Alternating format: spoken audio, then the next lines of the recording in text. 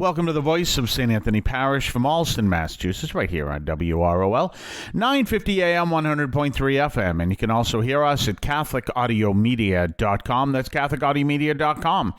Well, we are continuing, and this will be the last day of my looking at this examination of conscience. Maybe I'll do it next week, but I think we've covered it at the end of this program, 4 days. And I'm looking over some of the instructions here, and keeping in mind that the issue is be careful of being focused on this is what I should do and this is what I shouldn't do, and not be focused on the reasons why, not be focused on trying to please God, not be focused on trying to do what is the loving thing. And that's the problem when you get something very simplistic that says this is right and this is wrong, because first of all, you may be led astray in believing something is wrong when in fact it isn't, or something is right when in fact it isn't. And the other aspect is you may be just following by rules and not understand the deeper spirituality behind the rules.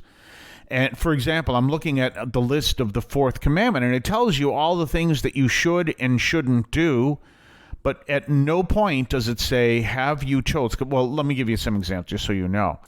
It gives a list here of things you should be doing, educating children in the ways of the faith, obeying parents if you're a child or even adult child and under the parents' care. That needs to be worked on.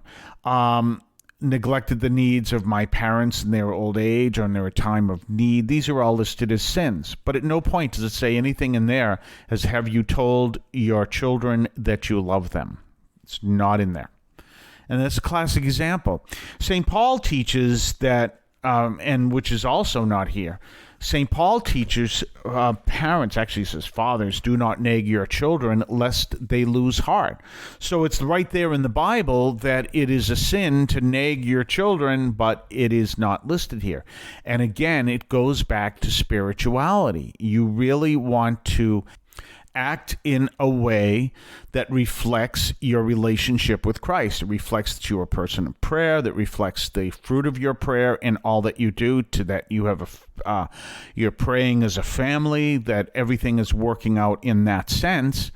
And part of that, which strangely enough is not even in here, is don't nag your children. That's from St. Paul himself. So we could consider that a sin, but it's not there. So again, it's to really understand the deeper aspect of what it means to live your faith and not have this very simple list of rules. But there is something here that I thought I'd address that's very important. It's considered an issue with obviously a sin under the fourth commandment. Have I supported or voted for politicians whose positions are opposed to the teachings of Christ and the Catholic Church? I think everyone in my area, everyone listening, everyone within the sound of my voice, I always love that line, can say yes. There isn't a single politician that I can name ever that would, in fact, support every teaching in the Catholic Church, because maybe in other countries, but here in the United States, everything is pluralistic. So that's one of the issues there. And if you want to know a classic example of that, it is in the Massachusetts, the Commonwealth of Massachusetts. I always like to say it's Commonwealth instead of state.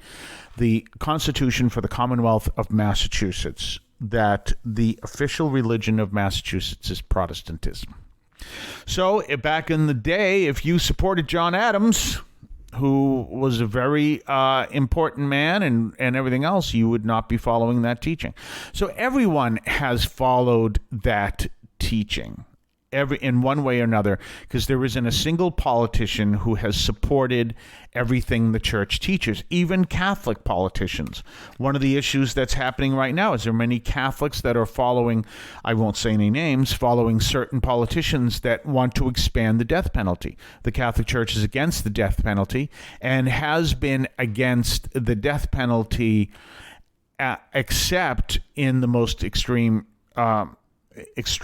cases for quite some time.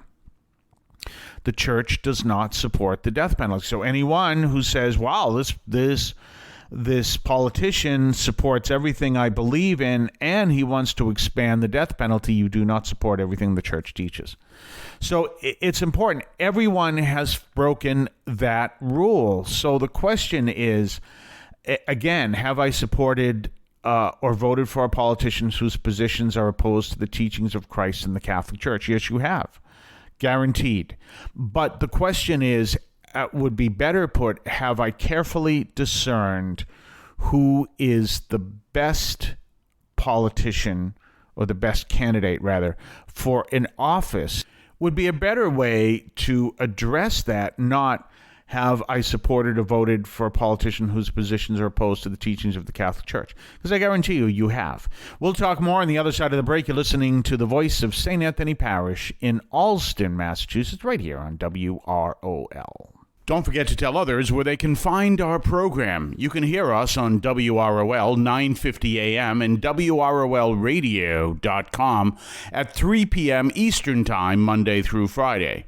We then podcast the program on your favorite podcast platform and at CatholicAudiomedia.com. That's CatholicAudiomedia.com. You can also hear us at our parish website, that's St. AnthonyAlston.org. That is StAnthonyAlston.org. Let others know where you can find us and spread the word about the Catholic Audio Media podcast.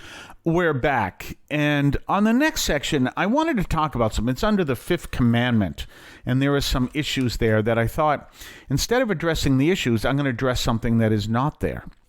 And this is one of the problems with these detailed examinations of conscience. So you'll have someone go through this, and everything's fine, but it's not an exhaustive list of sins, and that's why it's a problem, because you're not going to find an exhaustive list of sins. So you want to focus on what is your relationship with God and others, and where are you serving God and where are you not. And the issue is bullying. It's a major issue in this country today, especially cyberbullying. Cyberbullying is a grave sin. If you're engaged in cyberbullying, don't receive communion until you go to confession. It's a grave sin. And at the same time, in light of that, it is not only a sin, it is one of the worst sins, and all forms of bullying are sinful. But no one ever addresses that, and it's certainly not addressed in this detailed examination. Where I was bullied on a regular basis in my junior high school severely, and it was, a rather horrible experience. I really relate to my horrendous hatred of school and my eventual joining the Navy to get away from school as one of the reasons why. And bullying was allowed. I used to get beaten up on many mornings just simply going to school. And obviously I wasn't the only one. And people were harassed. And it was just, for me, junior high school was a place where I learned to a terrifying experience that taught me that school was an evil place. And it took me a long time to decades to get over that. And when you realize that, you realize how much this is a violation of the fifth commandment. And in my junior high school, I was even bullied by a couple teachers. So even teachers were involved in bullying. And no one calls that a sin. No one turns around and says, you realize that this is sinful behavior. And that's one of the reasons why it's important to realize that bullying in all its forms is a sin. We have to understand that. All of that, watching someone being bullied and doing nothing, bullying people, is all a violation of the fifth commandment, but no one brings that up, which is another reason why I don't like these detailed examinations of conscience, because the word bully in all its forms is not in this at all. So we've got to look at that. If you know someone who is engaged in bullying, that's a sin. If you are a bully, go confess that. That's a sin. If you are a teacher who watches bullying and does nothing, that's a sin. And this is one of the reasons why you want to be careful of these detailed examinations of conscience, because they focus you on a certain list of sins. It could be pretty large, but it's not comprehensive. And then you think, well, I've done all the right things. There's nothing in here about telling to love your children, nothing here about not nagging your children. There's something here about how suicide is considered a sin. There's nothing here about if you are feeling suicidal, you need to speak to someone to find out what's going on. Nothing here about all this. So be careful of these detailed examinations of conscience. I really don't like them, and now you see the reason why. Instead, spend some time in prayer. Make sure you really deepen your relationship with God. Make sure you really do some good, serious spiritual reading of all forms, Catholic. And, and other Christians, I'm reading a book that was given to me by Pastor Basil from WEZE for pastors of all groups, and it's excellent. And all of that. But make sure you know your faith well. That's an examination of conscience to do. We'll talk to you on Monday. I want to call your attention to Catholic TV, which offers great faith-filled, family-friendly programming 24 hours a day. You can find your cable channel at www.getcatholictv.com, and you can watch online on the free apps or check out the YouTube channel. Daily Mass, Rosaries, the Divine Mercy Chaplet, and the Our Lady of Perpetual Help Novena are all available online and on demand. Check out CatholicTV.com. If you would like to support our program, please consider a donation to St. Anthony Parish in Allston, Massachusetts. There are several ways to consider this. One is to purchase any of our merchandise, which you can find at the shopping tab at CatholicAudiomedia.com. That's CatholicAudiomedia.com. There are coffee mugs there. There's also my latest book, Encounter Christ in Your Humanity, all of which you can find at the shopping tab at CatholicAudiomedia.com. You can also donate to the show directly through either the Donate tab, also at CatholicAudiomedia.com, or by sending a donation through the U.S. Postal Service with your questions and comments at 43 Holton Street, Allston, Massachusetts, 02134. That's St. Anthony Parish, 43 Holton Street, Allston, Massachusetts, 02134. Finally, the best way you can support our parish is to attend Mass on Sundays at 10 o'clock and be a part of our parish. We thank you for any support you would like to give to St. Anthony Parish in Allston, Massachusetts, the sponsoring parish for this media outreach to Catholics and other Christians in the WROL, WEZE, and podcast listening audience. In Cristo vivimos.